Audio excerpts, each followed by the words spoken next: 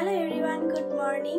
তো আজকে নতুন একটা দিন, নতুন একটা ব্লগ তোমাদের সঙ্গে শেয়ার করছি, সারাদিনের ডেইলি রুটিন। তো চলো ব্লগটা শুরু করা যাক, আর সাথে দিনটাও।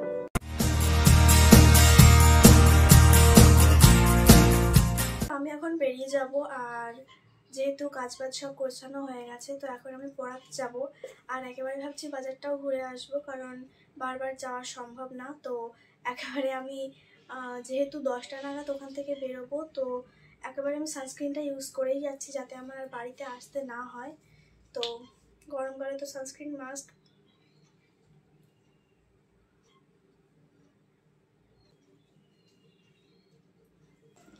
অলরাইট আমার সানস্ক্রিন ইউজ করা হয়ে গেছে, আর এবার আমি বেরোবো।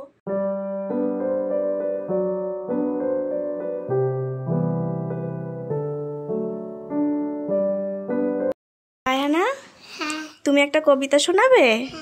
ওকে, শোনাও। ওখানে গেলে আমি খোকা মাথায় কিরে আবে ঠোকা খাট গেলে তাতে পিট গেলে ওরে বাবা আই রাইটি তাই পড়েছি রানী কাল ফুয়াল পাচ্ছে তারে থেকে বোতল আছে আটাই পাতায় দুইটি বুড়ো দেখতে পেল পার চুল তত্ত্ব দিয়ে উঠতে কি পা পিঠে পড়ে হাঁটতে কুকুর বাচ্চাই টুকটুর এইটা বলে তারপর বলছি কুকুর বাচ্চাই টুকটুরি বারণ বাচ্চাই তো টুরটুরিয়ে টুরটা আলো ইঁদুর বাচ্চাই তো সাপের বাচ্চাই ব্যাগলা চুরি সেইটা গুলো কুকুর আলিট বেল তাল চুলাইস মেচ্ছে ব্যার হেলদি ক্যাট আইস। Very good.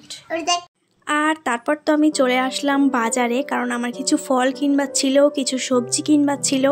আজকে দেখছিলাম বাজারে বিভিন্ন রকমের শাক উঠেছে তাজা তাজা, তো আমি শাকও নিয়ে নিয়েছি।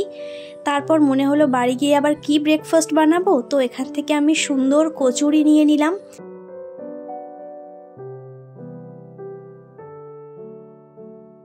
এই তো তারপরে চলে এলাম বাড়ির রাস্তায়, আর বাড়িতে এসে কচুরিটাও বেড়ে নিলাম খাওয়ার জন্য। নর্মাল দিনে কিন্তু আমি সকালবেলায় এরকম আনহেলদি ব্রেকফাস্ট একটু ইগনোরই করি, কারণ মাঝে মাঝে মনে হয় একটু চলে, বাট কিছু করার নেই, মাঝে মাঝে ইচ্ছা হলে আর কি করা যাবে। তো এই যে বাজার থেকে এনেছি কিছু আমলকি, একটু কাঁচা হলুদ, ম্যাগি কয়েক প্যাকেট, একটু কাটাকুলপি শাক, দুটো দুধের প্যাকেট, পাকা কলা, ফল আর হিট এনেছি, কারণ আজকাল গরমের সময় পিঁপড়ের উৎপাত ভীষণ বেড়ে যায়। তারপর আমি চলে আসলাম আমার সারাদিনের সব থেকে প্রিয় কাজ করতে, পুজো দিতে। আর এই যে স্থলপদ্ম ফুলটা দেখছো, এটা আমি কোনোদিনই পাই না, কারণ চোরে চুরি করে নিয়ে যায়।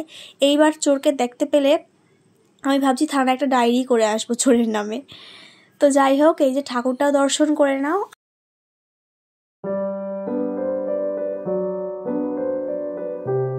তারপরে মনে হলো যে একটু কাজেও হেল্প করা যাক, তো আমি বসে বসে কিছু কচুরমুখী ছাড়িয়ে দিচ্ছিলাম রান্নার জন্য, কারণ দুপুরে রান্না হবে।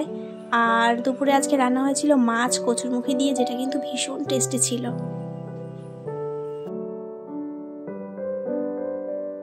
ভিডিওটা আজকে এই পর্যন্তই থাকছে। তোমরা ভিডিওটাকে অবশ্যই লাইক করো আর চ্যানেলটাকে সাবস্ক্রাইব করো। বাই।